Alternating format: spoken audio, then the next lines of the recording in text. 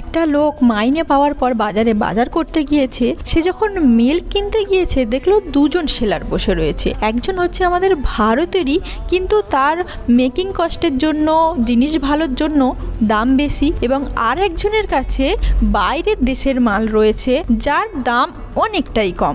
লোকটা এবার ভাবছে যে আমাকে সারা মাস অনেকগুলো জিনিসের ইএমআই দিতে হবে, আমার হাত খরচা আছে, ফ্যামিলির হাত খরচা আছে, বাচ্চাদের স্কুলের খরচা আছে, তো আমি যদি আমাদের ভারতের মাল বলে কিনতে যাই তাহলে আমার খরচাটা বেড়ে যাবে। ও থাকি আমি বাইরের দেশেরই মাল কিনি, আমার কম পয়সায় হয়ে যাবে।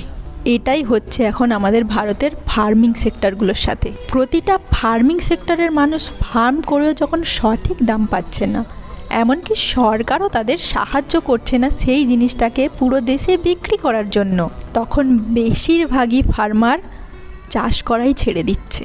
আর যার জন্যই বেশিরভাগ জমি কিন্তু এখন নষ্ট হয়ে যাচ্ছে।